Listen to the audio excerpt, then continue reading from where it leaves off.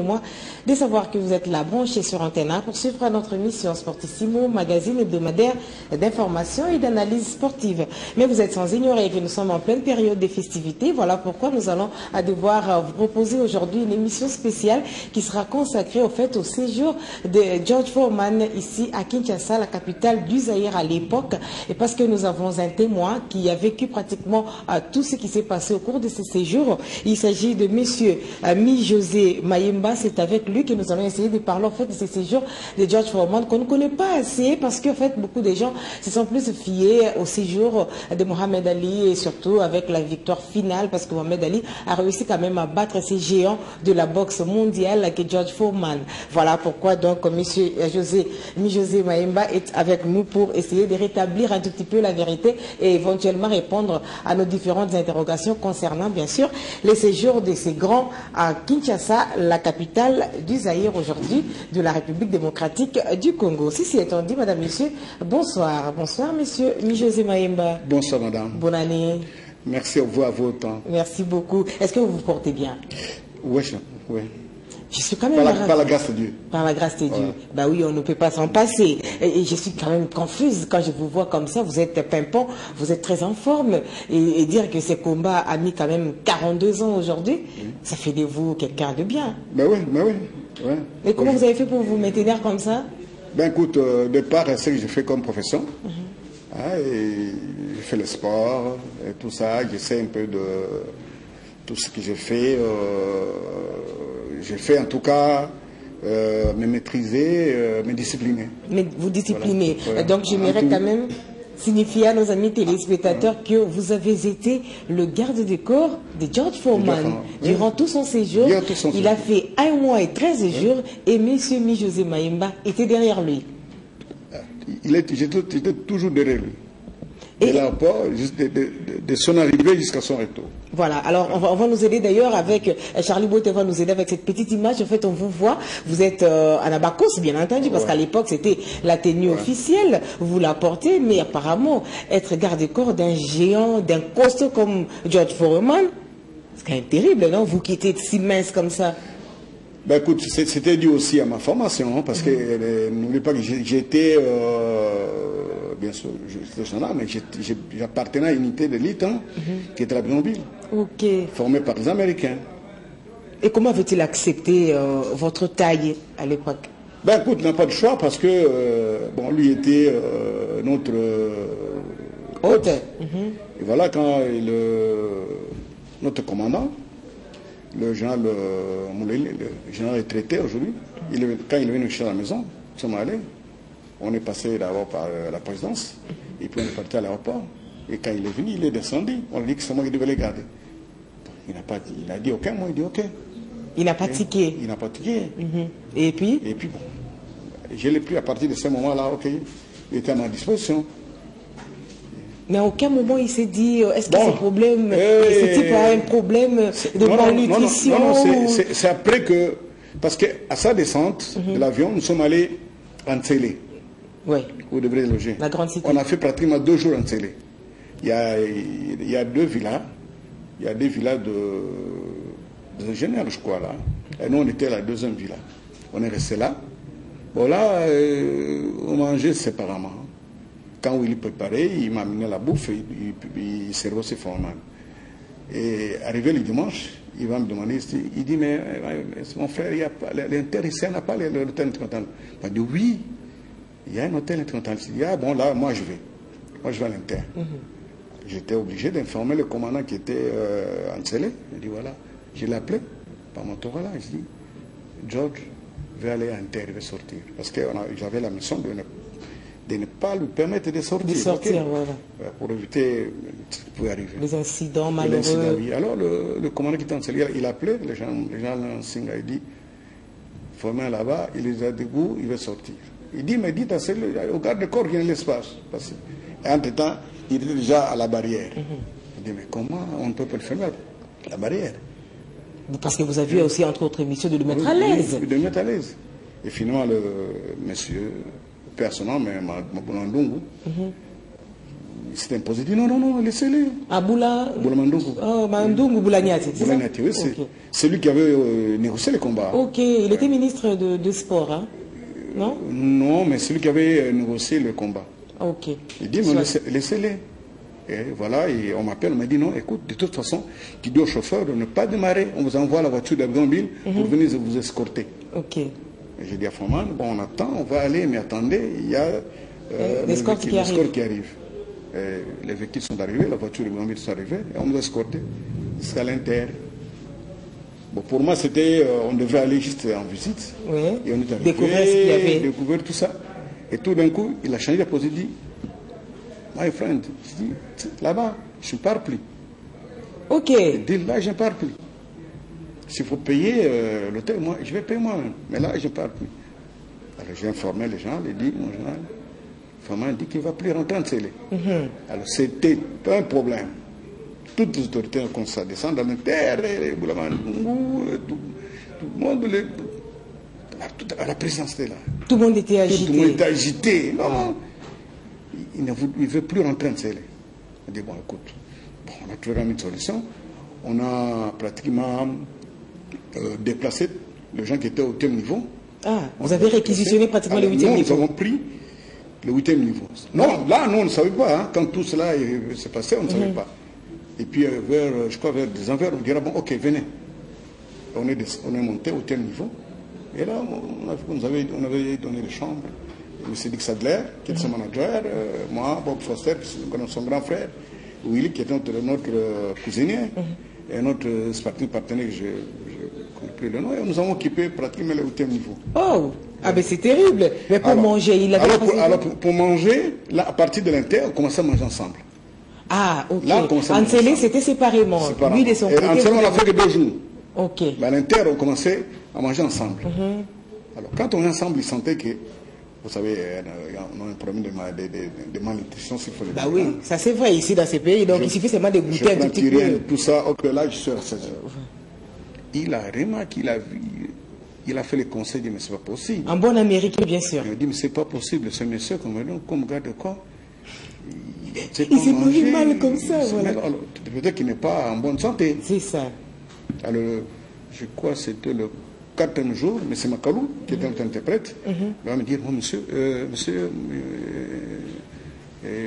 Maemba, nous montons à Loïa. Il y a une polyclinique là-bas, et nous sommes arrivés. On a pris le sang, on a pris mes urines, je te vais donner les selles. Donc ça veut dire qu'il vous a fait faire les examens, les labos? Oui, on a fait les examens. 2 jours après, mais c'est Macalou qui vient, qui rentre, il est parti chercher les résultats à mon absence. Ok. À mon insu. Et quand il est rentré, il dit ok, il était très content. Les résultats sont bons. Sont bons, il a dit à Foma, non. Les résultats sont bons, tout ça. Alors, Foma a dit, ah bon? Il dit, c'est un problème d'alimentation. D'alimentation. Alors, ça, je l'ai su seulement après. Vous savez ce qu'il commence à faire? Quand on commence à manger. Alors là, il mangeait. Et alors, il me regarde là. Quand il sent que je commence à traiter un tout petit peu de la table. Il dit, ah, monsieur, il dit, ok, fini. Alors il dit, oh, top. On descend, on va faire les tours, on va vers le long du fleuve, on va là-bas, on va là-bas, on va là-bas, et puis on rentre, on se met un peu à la réception. Après, il dit, bon, ok, on va encore manger. Waouh! Ouais. Il a fait ça pendant, je crois, 2 semaines, et j'ai commencé pratiquement à manger comme eux. C'est-à-dire des poulets entiers? Oui, le jour où j'ai terminé... Parce qu'ils mangent des poulets entiers avec 4 hamburgers. Le premier jour où j'ai pratiquement terminé le poulet entier, il était très content, il était aux anges. Waouh! Il a sursauté, il dit, ok. Son estomac était modifié. Et il prend mes $200, il me fait, il dit, ok. Voilà. Alors je commençais à bien manger jusqu'aujourd'hui, les amis qui me connaissent, hein. Ben oui, parce qu'on sait quand même voir la différence, parce qu'on disait à travers les photos, on peut voir l'avant et puis l'après. Aujourd'hui, la masse que vous avez, c'est incroyable, on ne dirait pas vous. Les amis qui me connaissent ça, ils disent que celui-là c'est un Américain, il mange beaucoup. Ça part de là. Ok. C'est parti là, j'ai pris un bon point, tout ça. On va se voir un petit extrait de ceci, et puis on va se retrouver tout juste après pour continuer. No. No. Yes, yes.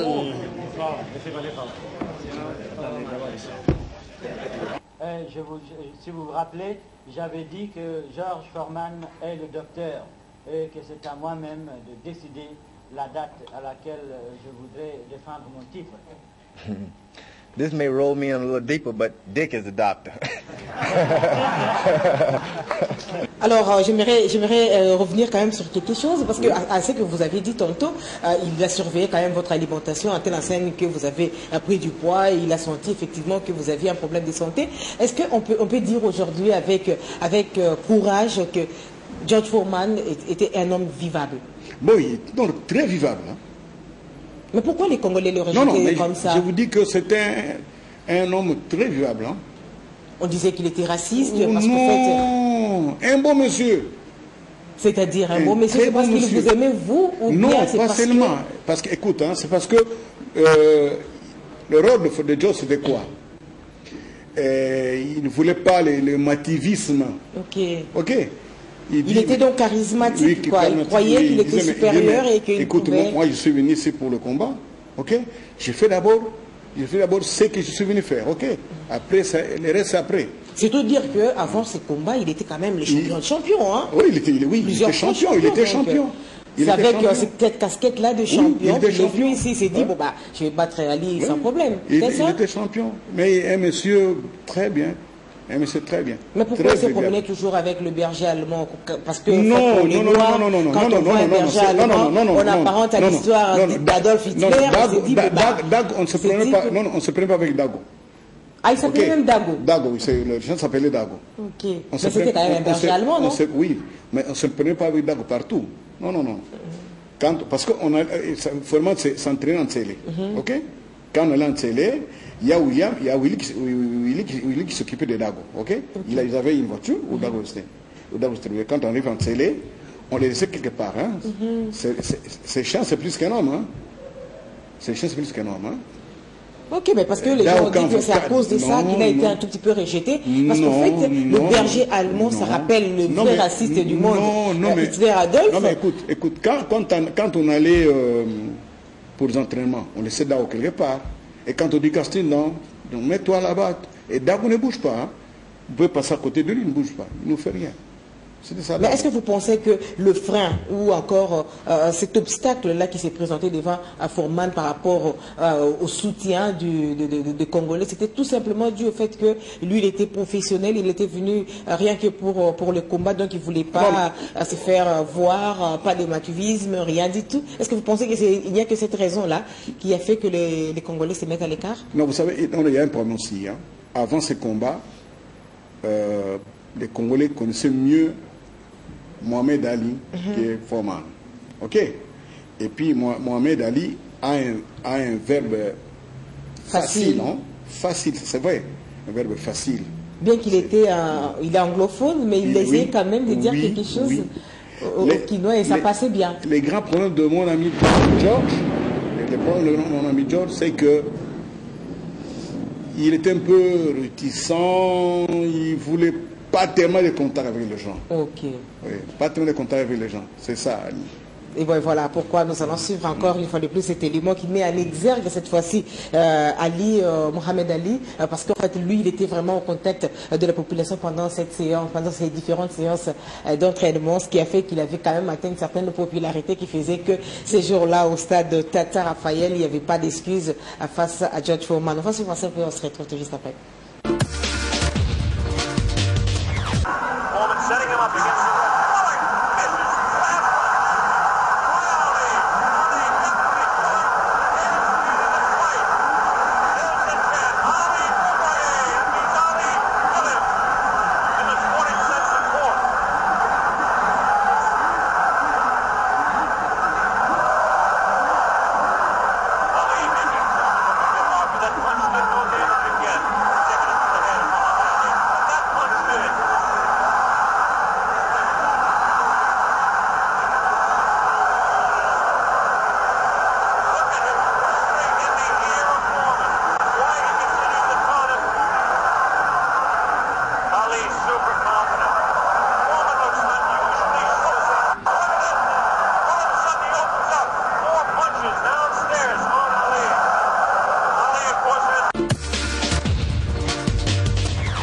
Ben voilà, nous sommes de retour sur ce plateau. Ali Boumier, ça c'était les slogans des Congolais et des Kinois en particulier en cette période-là, parce qu'en fait ils soutenaient à fond Mohamed Ali. Et que dire de George Foreman? Parce que tous ces éléments-là, ça passait également à la télévision. À l'époque, c'était la seule chaîne de télévision, c'était la nationale.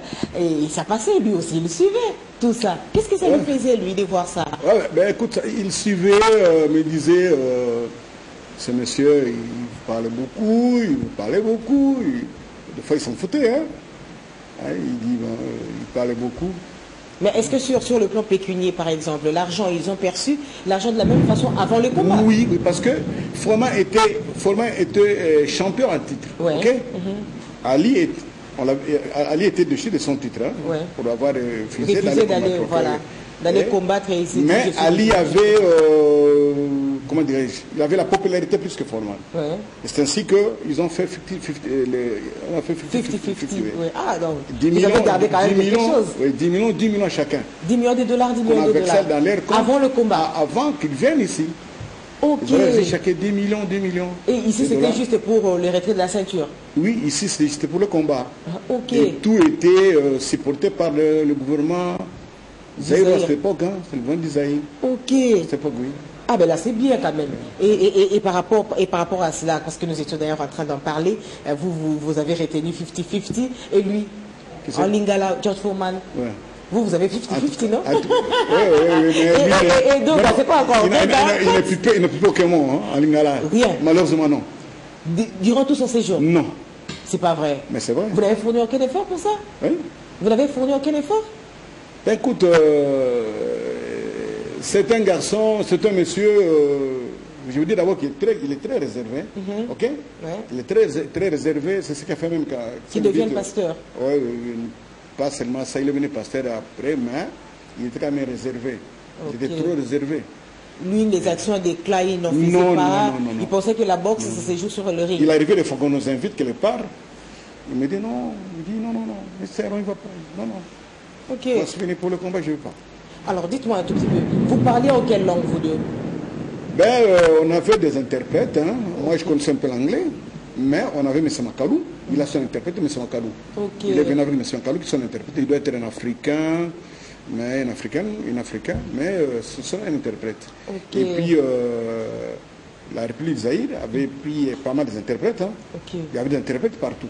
D'ailleurs, vous verrez dans une des photos, il y a une de mes photos, vous verrez un monsieur là, qui est habillé en boubou, c'était un interprète. L'interprète. Alors, on va suivre quand même un petit extrait de ce combat du siècle, parce qu'en fait, c'était un combat souvenir. Ça me rappelle beaucoup de choses, parce qu'en fait, moi, j'étais né ce jour-là. Oh, voilà, c'est donc un cadeau d'anniversaire pour moi. Alors, on va suivre un petit extrait de ce combat.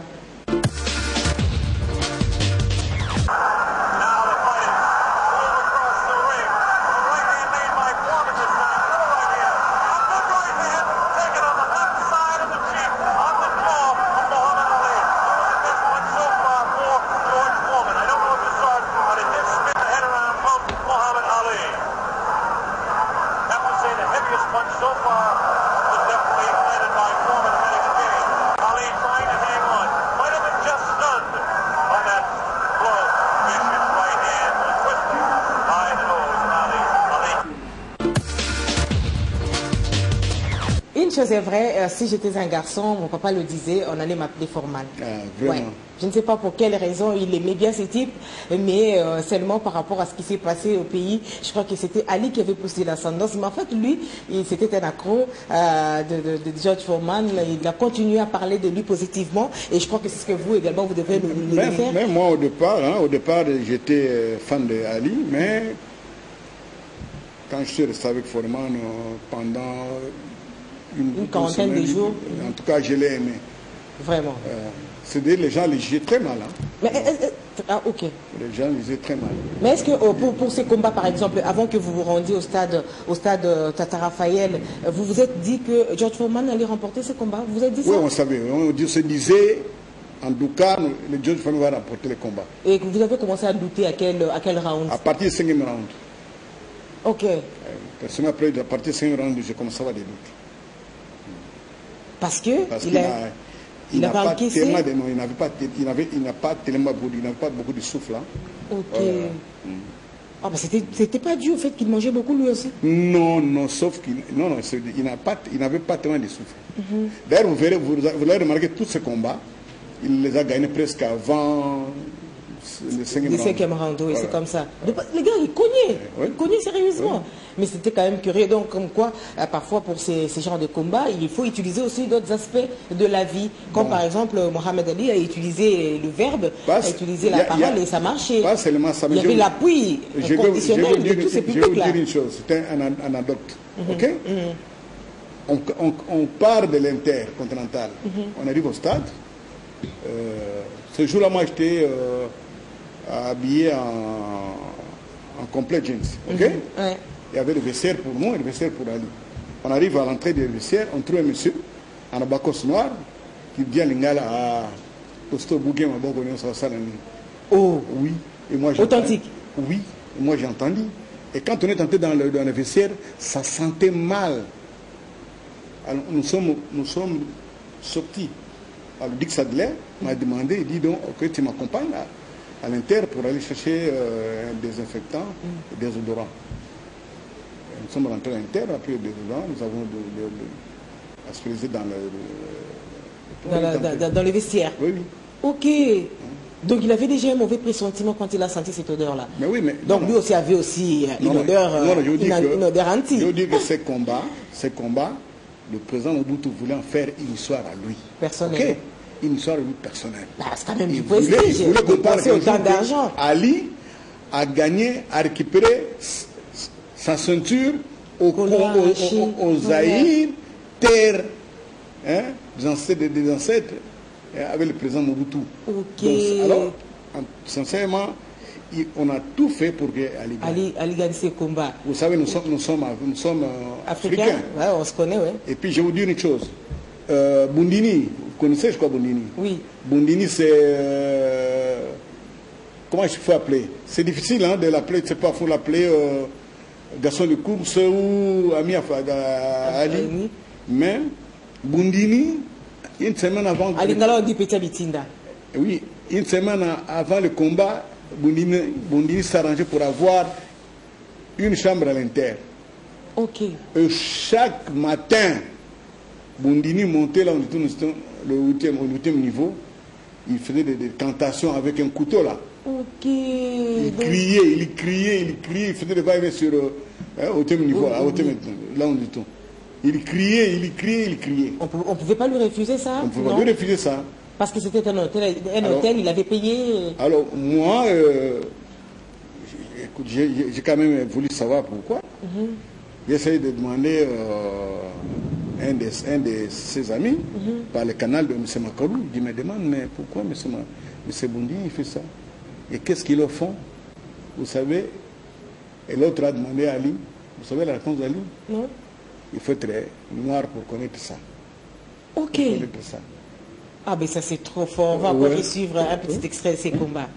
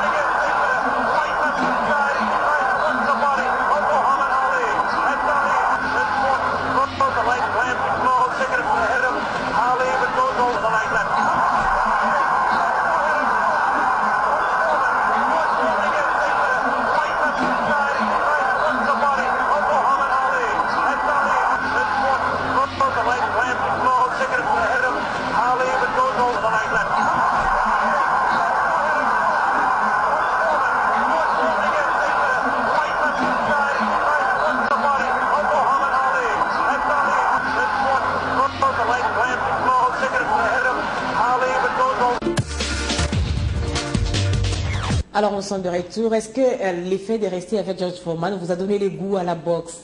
Vous avez aimé cette discipline sportive? Bon, je l'ai aimé, mais pas pour la pratiquer, non. Mais pour être quand même spectateur de temps en Oui, temps? oui, oui. Ça, j'aime. Ok. Alors, vous pouvez nous dire, qu'est-ce que George Foreman vous a dit exactement après sa défaite face à Mohamed? Oui, après le combat... Vous avez gardé le contact? Oui, après le combat, nous sommes rentrés à l'Inter. Ok. Il avait il avait cogné sérieusement, donc on a pris des glaces, on commençait à le... Et puis, il m'a demandé, comment tu as vu le combat? Ok. Est-ce que l'arbitre n'avait pas compté trop vite? Bon, je ne pouvais pas lui dire que... Pas le frustrer, oui. J'ai dit, oui, effectivement, moi j'ai vu... Il fallait abonder dans son sens pour qu'il... J'ai dit, oui, George, moi j'ai vu qu'il a compté, trop vite. Il dit, ah, mais c'est vrai, parce que on pouvait continuer, puis je pouvais la battre. Moi, j'ai dit, écoute, courage, hein, c'est passé. C'est passé, courage. Et il avait accepté ça sportivement? Oui, il a accepté sportivement. Et par la suite? Ouais, par la il est reparti combien de jours après? Il est reparti, je crois 4 jours après. Et durant ces 4 jours-là, vous étiez toujours ensemble? Oui, c'était toujours ensemble. Vous l'avez donc conduit jusqu'à l'aéroport? Jusqu'à l'aéroport. Oui, il devrait aller dire au revoir au président de la République. Nous sommes allés ensemble. C'est là où il m'avait demandé qu'il tenait, que j'ai avec lui. Ok, il était si marqué? Oui, il avait demandé au président que j'ai avec lui pour aux États-Unis. Ok, aux États-Unis en vacances. En vacances. Et le président a accepté. Ok. Et vous étiez parti? Non, malheureusement, je ne suis pas parti. Pourquoi? Vous n'avez pas de passeport? Non, mais j'avais fait un passeport diplomatique en rouge. En plus? Parce que le président avait demandé qu'on puisse me faire un passeport diplomatique. Vous savez, et pourquoi vous n'êtes pas parti? Il n'y avait plus d'argent dans l'équipe? Non, c'est-à-dire, c'est la présidence qui devrait me faire voyager, ok? Ok. Et après... parce qu'il a fait la demande officielle à la présidente de la République. Et le président m'a dit, partez, mais il faut revenir. Il m'a dit, ok. On a pris même un verre de... On a fait tchin-tchin avec vous avez trinqué? On a trinqué un verre, oui, avec le président. Et à la sortie, je suis allé déposer George. Il est monté à l'avion, il est parti, moi je suis rentré. Ok, on m'a dit, bon, ok. Impossibilité de faire des démarches, on m'a dit, non, attendez, il a demandé seulement aujourd'hui. George va demain, donc c'est impossible, il faudra qu'on prépare votre voyage. Ok. J'ai dit, ok, et je suis resté. Je crois que c'est 2 semaines après qu'on va m'envoyer que son âme me repose en paix, son âme, et le général Moulongue, qui était en particulier, m'envoie des gens à la maison, on est venu me chercher. Il m'a dit que j'amène mon passeport. Ils sont passés jusqu'à son bureau. Ok, vous avez pris votre passeport avec l'idée de voyager? Oui. Ok. Parce qu'on m'a dit d'amener mon passeport. Ok. Moi, je croyais que c'était le voyage. J'arrive là-bas, il me dit, mais vous êtes qui? Vous êtes militaire? Vous êtes de quelle unité? Je dis, la gendarmerie dit sous-unité, moi je suis de la Bidonville. Il a montré, il a appris que j'étais de la Bidonville. Ah bon? Est-ce que c'est la présidence qui doit faire des démarches pour vous, pour votre voyage? Vous êtes de la présidence, vous êtes militaire. Ok. Il dit, passe-moi le passeport. J'ai remis le passeport. Il a retiré son tiroir, il a mis le passeport à l'intérieur. Depuis? Depuis là, oui. Jusqu'à sa mort? Vous l'avez jamais récupéré? Non. C'est pas vrai? Non. Mais est-ce que vous avez gardé les contacts avec Foreman? Oui, avec Foreman, oui. 2 mois après, par le canal d'un pasteur, John, qui habitait 10e rue. Après, lui aussi est parti. Et là, je n'avais plus ses coordonnées. Ok. Mais quand il est venu ici pour le centenaire de l'église protestante. Oui, parce que c'est un protestant, il est pasteur aujourd'hui. Oui, je suis allé voir l'Inter. Ok. Et quand je suis arrivé, il sortait déjà, on devait venir le prendre. Et quand il m'a vu, il a crié, ah, my friend! Il m'a embrassé, on s'est embrassé. À la première question, il m'a demandé s'il y avait eu l'histoire qu'on m'a envoyée. Je dis non. Tu m'as envoyé quoi? 2 conteneurs. Wow. Oui. 2 conteneurs? 2 conteneurs, oui. Combien de pieds? De 40 pieds. Et là, vous l'avez marqué aussi? Oui. Et je n'ai réussi rien, heureusement. Vous avez réussi ça? Non. Celui qui me l'avait formé, c'était un élément de l'DSP. Parce que moi, je gardais formé, mais nous, on était gardés par la DSP. Il y avait 2 éléments de l'DSP qui nous gardaient, qui étaient en tenue au tel niveau là. C'est pas vrai. Celui qui m'a dit, non, j'ai vu 2 conteneurs qu'on envoyait pour toi, tout ça. Et celui qui m'a dit, voilà comment on a décapoté ça, tel a pris ça, tel a pris ça, tel a pris ça. Et tous, ils étaient conseillers de fin maréchal. Oh là là, dommage. Donc, vous n'avez aucun souvenir de lui? Aucun souvenir de lui, sauf le séjour. Et les photos, c'est tout simplement ça? Oui, les souvenirs, oui. Sauf que bon... Donc, sur le plan matériel, vous n'avez rien récupéré? Non, parce que quand il était ici, l'actuelle cité Caté-Montfleury, il voulait qu'on puisse lui vendre ça. Il tenait à bâtir un bâtiment sur une cité pratiquement. Une cité, oui. Alors à mon nom. Et lui, il devrait construire une villa pour lui. Uniquement pour lui, si jamais il venait ici, c'était pour lui. Il n'est pas là, la ville est fermée.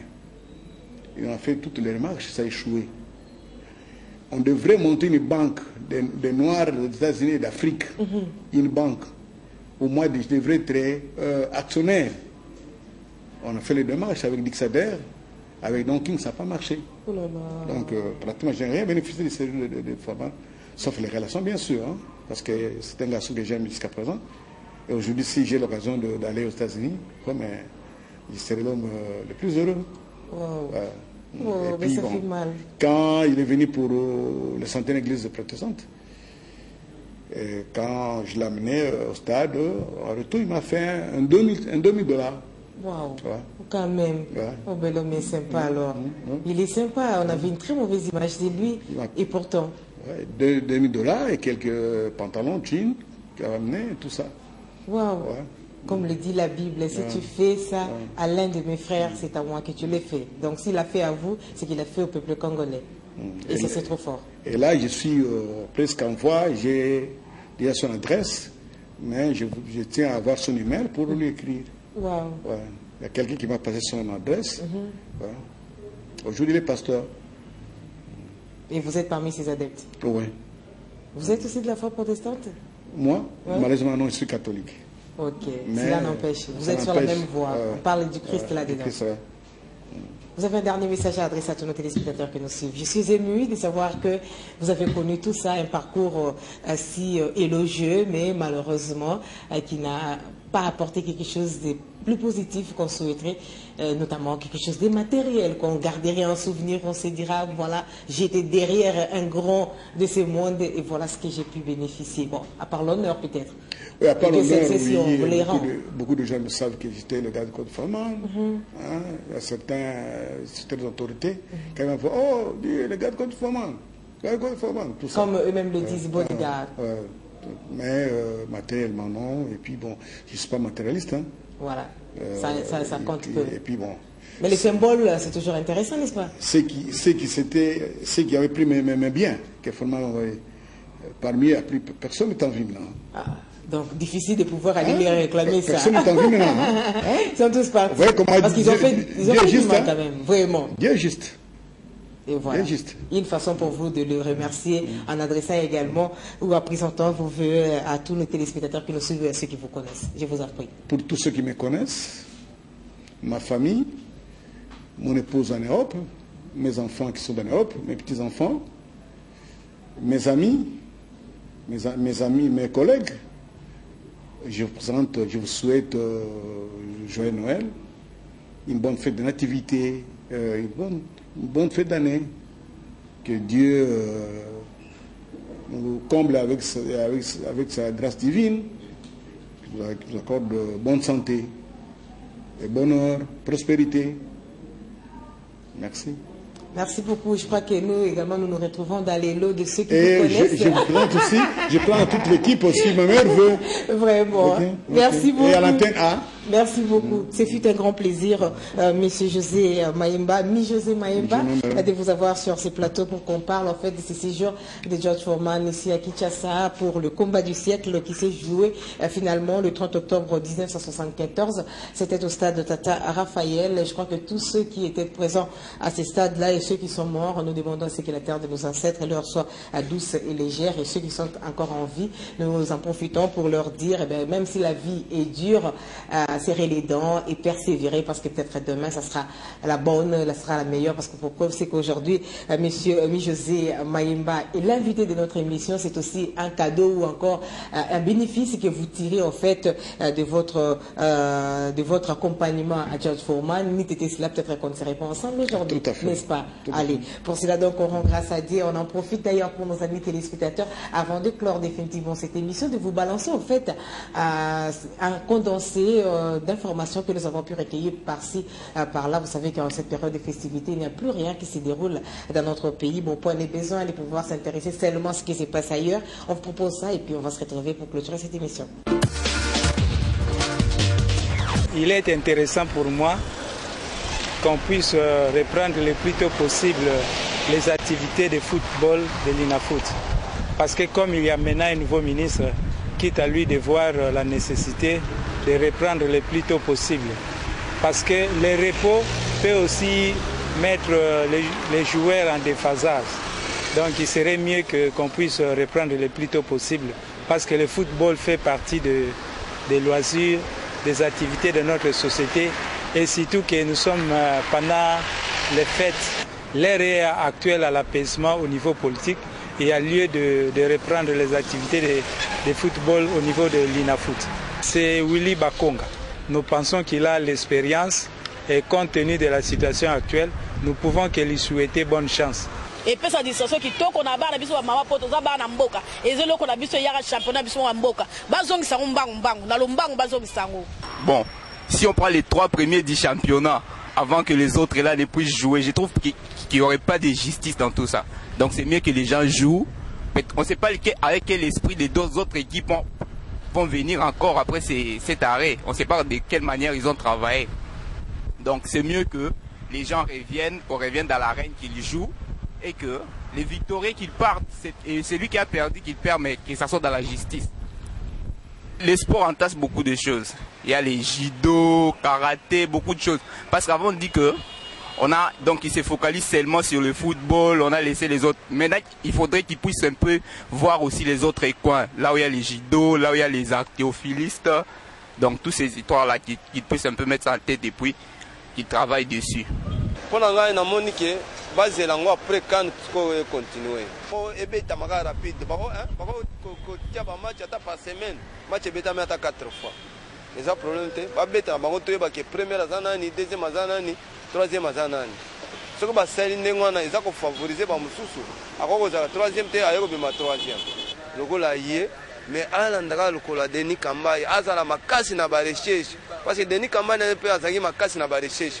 Pour ngai na Monique ministre oye sika Willy Bakonga akozongisa biso championnat pour talaka bana kisasa balingi masano azongisa biso championnat pour biso to démarrer na championnat tozela ba les 14 kuna ya musika bosiko bana bafandi toza kota siko na période ya ba nino ya CAN et ko pesa ba joueur biso esengo pona kotala totala CAN 14 ya musika. Pour na Monique Willy Bakonga a aidé biso à reprendre le championnat. Ministre Oya Sikaye babongisa biso stade comme tel vraiment violence dans le stade des Agatro. Les Agatro sécurité dans le stade des Agamakas. Ponga puis la fois passée ba menacer dans le stade. Pour qui banditisme dans le stade des Agatro.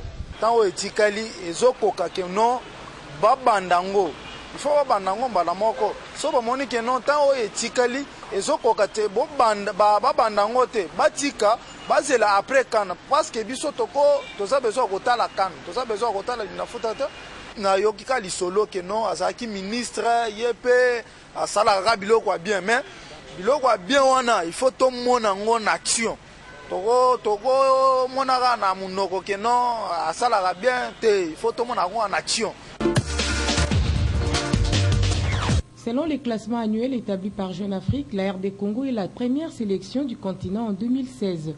En prévision de leur participation à la 31e édition de la CAN Gabon 2017, les léopards de la RD Congo présélectionnés quittent Kinshasa ce mardi 27 décembre pour le Cameroun et précisément au centre d'excellence de la CAF à Mbankomo. Les 31 fauves de la RD Congo vont passer plus de 2 semaines de préparation avant de prendre la direction de la ville d'OM, leur fief pour la phase des poules. Après la 3e place occupée à l'issue de la précédente édition en Guinée équatoriale, la RD Congo vise cette fois-ci le titre suprême, comprenait le trophée continental. Mais en face, les Léopards auront comme adversaires les Éperviers du Togo, les Éléphants de la Côte d'Ivoire et les Lions de l'Atlas du Maroc. Il ne sera pas facile de jouer ces équipes, mais quand on sait que Florent Ibenge avait à l'époque gagné son statut avec comme mission principale qualifier et remporter la CAN en 2017.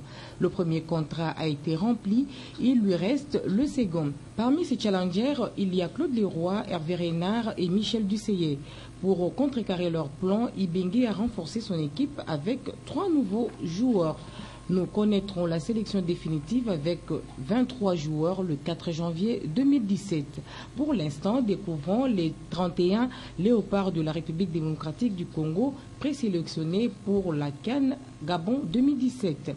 Gardien des buts, Kiasumboua Joël, Matampi Vumbile, Koudimbana Nikens. Défenseurs, Tisserand Marcel, Louindoula Christian, Issama Peko, Lomanissa Mutambula Joyce, Zakwani Gabriel, Mbimba Chancel, Nsimba Vital, Ntakala Fabrice, Bopé Bakamni, Ikoko Jordan, latéral droit de Guingamp en France. Comme milieu, Mpoku Paul José, Moulumba Rémi, Kebano Niskens, Moulumbu Youssouf, Kage Hervé, Magoma Jacques, Bijimine, Jonathan Kabasele, le milieu de terrain de Cordoba en Espagne. Comme attaquant, Bolingi Mpangi Jonathan, Mbokani Benzoua, Moubele Ndombe Firmin, Kabananga Junior, Meshak Elia, Boutaka Jordan, Bakambu Cédric, Afobe Benek, Toulengi Ruki, latéral droit de Dariklo Motema Pimbi à Kinshasa, et Bokila Jérémy.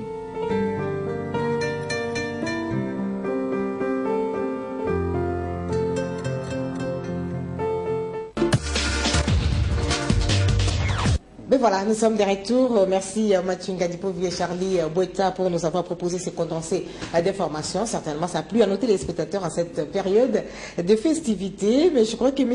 José Mayemba a encore autre chose à dire, parce qu'on va mettre un terme bientôt là, à notre émission. Oui, je voudrais dissiper le malentendu ou bien le bobard qu'on a fait circuler sur la ville pour le séjour de George. Il y a pas mal de choses qui s'étaient dit pour notre, que son homme représentait, notre sœur Abeti dans Sekini. Oui, Abeti, oui. Bah oui, il sortait avec lui, non? Oui. Non, en fait, tout ce qu'on a dit, c'est faux. La vérité est qu'il y avait une soirée qui était organisée au niveau du restaurant Étoile, qui avait réuni toutes les vedettes noires, les vedettes de la musique, du cinéma, tout ça.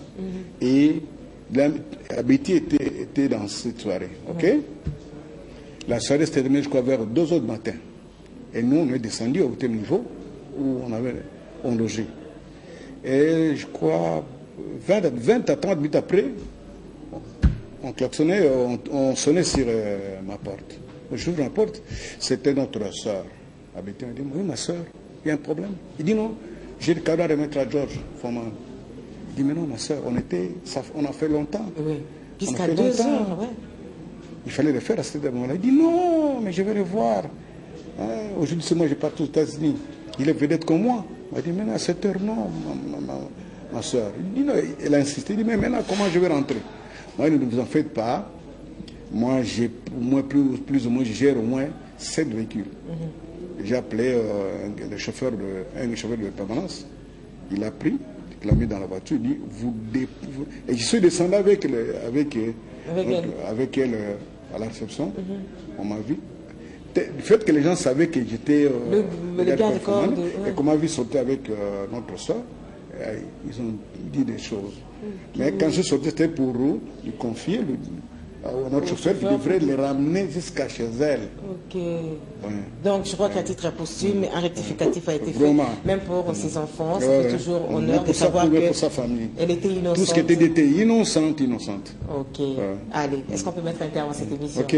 Voilà, Madame, Messieurs, c'est donc par ici que nous mettons un terme à cette émission de Sportissimo. Je crois que c'était la dernière émission de l'année 2016. C'est fait un grand plaisir pour tous ceux qui m'accompagnent de vous compter parmi nos téléspectateurs. Vos remarques, vos suggestions nous ont aidé à pouvoir améliorer la qualité de notre émission. Voilà pourquoi à chaque fois vous nous plébiscitez toujours, parce que nous vous servons comme il se doit et nous respectons à toutes vos demandes. Chers amis, je crois qu'à cette fin d'année, tout ce que je vous demande, c'est de rester calme et de croire en Dieu, parce que Dieu a dit, c'est vrai, les mains ne tomberont plus du ciel, mais ceux qui travailleront bénéficieront de quelque chose. Vous mangerez les fruits de vos sueurs qui sortent pratiquement tous les jours. À Kinshasa, ce n'est pas facile, la République démocratique du Congo de même, mais je pense également à tous les téléspectateurs qui sont éparpillés à travers le monde, qui nous appellent, parce que notre émission est interactive, qui nous appellent pour nous donner leurs avis sur certains sujets que nous débattons ici sur notre plateau. Voilà, donc j'en profite pour vous dire,